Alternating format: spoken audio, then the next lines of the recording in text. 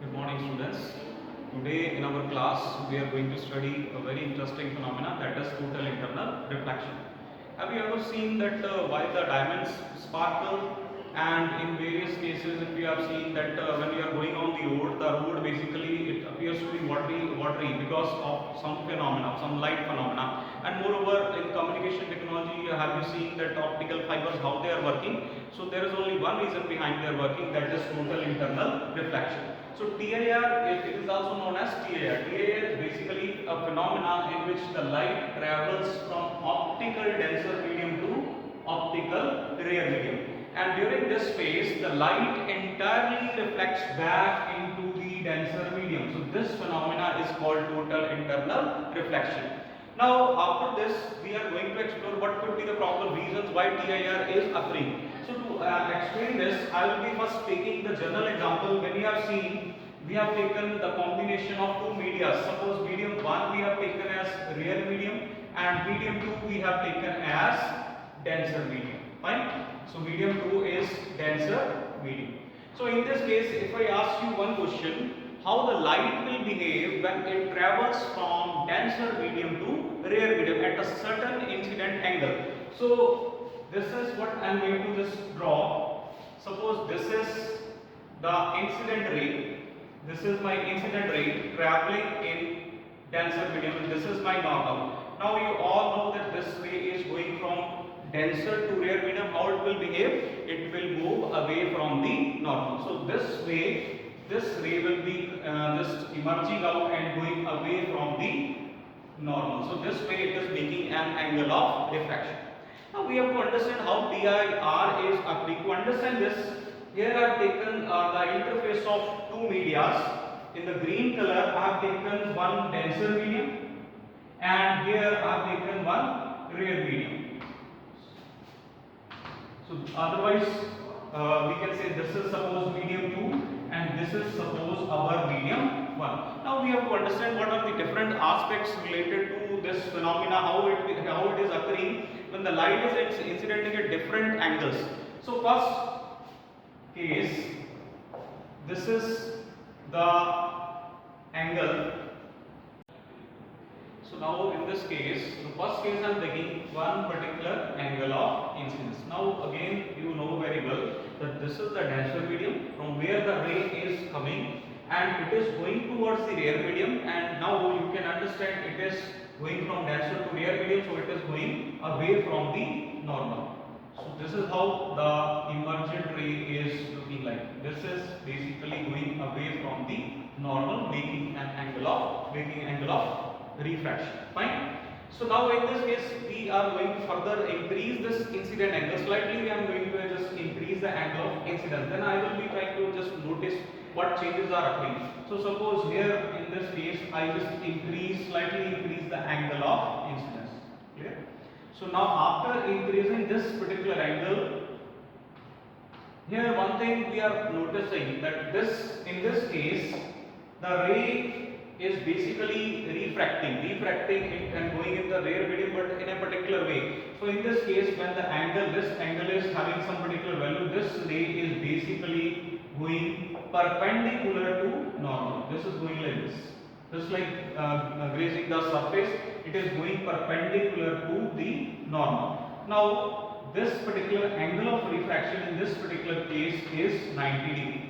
So basically this is a unique thing happening in this particular case, how the light is behaving. This particular thing is happening only at certain angle, and that particular angle is known as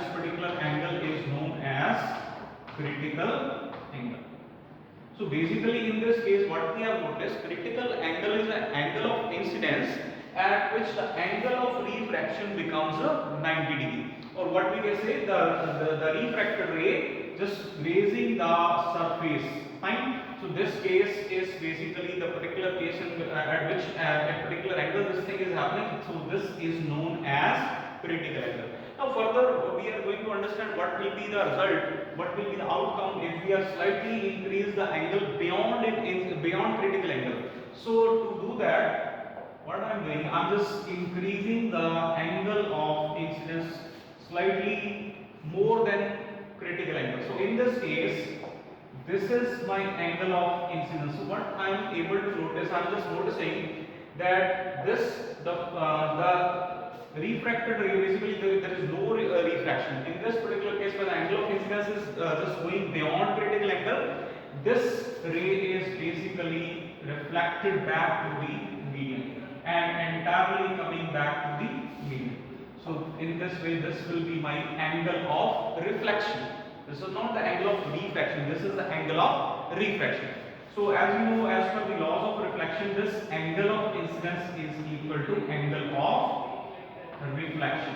That is angle of reflection. Fine. So in this case, this is angle of reflection. Fine. So first, again I am just repeating. First, we have noticed at a particular incident angle, the ray is basically going from denser to rare medium. It basically refracted and making an angle of refraction. And further, if we are increasing this angle of incidence at a particular value, that is basically known as critical angle. At this particular point, the refracted ray goes perpendicular to the normal. And later on, if we are further increasing the angle of incidence that is beyond critical angle, this incident ray is totally reflected back within the denser medium. Clear?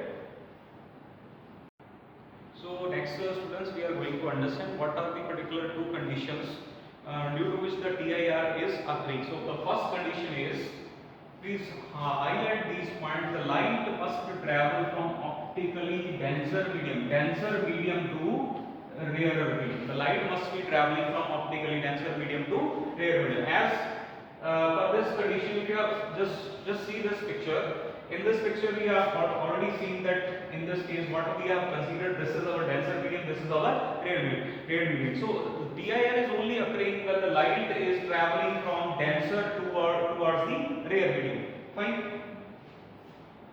So second condition is the angle of incidence. The angle of incidence. This is a very important point. The angle of incidence must be greater than critical angle. So in other words, what I can say, the critical angle is just an angle above which the TIR, if the angle of incidence is exceeding the critical angle, the TIR is occurring.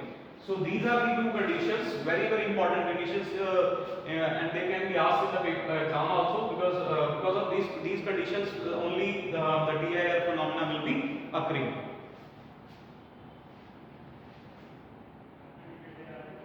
So next, students, we are going to just understand the main applications of TIR. So it is widely used in various fields.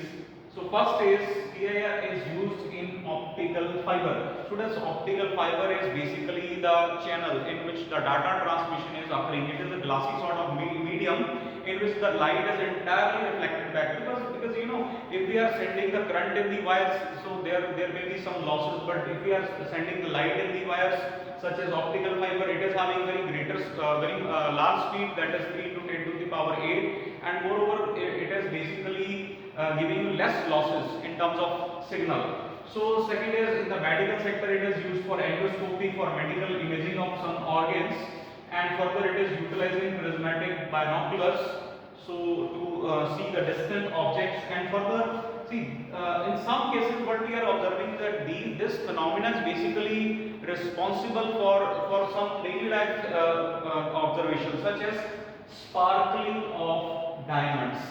And the second is mirage which we are observing on the roads during the daytime. At the far end, what we are able to see on the roads, the watery, the surface appears to be watery. So that is actually due to the mirage effect. And moreover, some road reflectors are working on the principle of total internal reflection. So next, students, to understand this phenomenon in a better way, because in exams these kind of diagrams they will be asking, they will be giving you these diagrams, and the question is you have to complete the ray diagram. Fine. By understanding the concept of total internal reflection, critical angle, and the conditions, we are able to sketch these diagrams. So in this case, to understand this diagram, I have taken one glass prism, and its interfaces I named as A, B, C. And this is basically my incident ray. Let us suppose this is my incident ray P, Q. Now the first thing we have to determine at what angle this incident ray is striking this particular boundary, that is AB. This is very important to understand. So it will help us to just understand what sort of path it will trace further when it is about to enter in the prism or it is about to exit from the prism. Now in this case we are understanding this PQ ray is striking perpendicular to this interface AB. Fine. So due to which, if we are sketching normal, just to understand what is the angle of incidence, this dotted line if I am drawing, then I am able to understand the angle of incidence at this particular case is 0 degree. And you know, this particular part is basically becoming one condition when the ray goes undeviated in the denser medium, in the transparent medium. Fine. So which means this ray PQ, it will be not deviating, it is just entering straight into the glass prism without any deviation. But as you can see, this AB and AC is a non-parallel kind of interface. So now this particular part, if we are reaching at this particular point at surface AC, this becomes the point of incidence. Now at this point of incidence, again the same task we are performing, that is making a normal. Students, this is very important step because this is the inclined surface where we have to make the normal, and properly we have to make the normal. This is basically the normal. So first information I am just telling you, this is a right angle prism in which the prism angle is 45 degrees. So this is a kind of isosceles triangle. So this is 45 and this is 45. Now at this point, it is totally your task to analyze the diagram and determine the angle of incidence at the interface AC. This is very important step. If you are not able to understand this, because this is only the basic by which we can complete the diagram. Now at this particular point, if you are understanding, this angle is 90 degree, this angle is 90 degree, this angle is 45, and as per the triangle rule, the three angles equal to 180 degrees, so it means this angle is 45 degrees. Clear? And see this, in this example, I have taken one glass prism. So for your kind information, the critical angle for glass prism is 42 degree. The critical angle for glass prism is 42 degree. Fine. Now at this point, with respect to this normal n dash, this is my angle of incidence at surface AC. Now this is basically 45, and here if we are understanding, this particular part will also be 45 because this total angle is 90 degree. This total angle is 90 degree. 90 minus 45 is equal to 45. Now you try to understand, this is the incident angle. This is the angle of incidence which is greater than critical angle. Why it is greater than critical angle? Because for specific materials, just like the glass prism, the critical angle in the exam will be specified. Fine. So here they have specified the critical angle is 42. Now in this case you can clearly understand here the angle of incidence that is equal to 45, which clearly indicates that it is greater than critical angle. Fine. So due to this, the phenomena of TIR will be occurring, and now we will try to trace the next path of the ray, as this is the angle of incidence, that is 45 degree, and you know the laws of reflection, angle of incidence is equal to angle of reflection.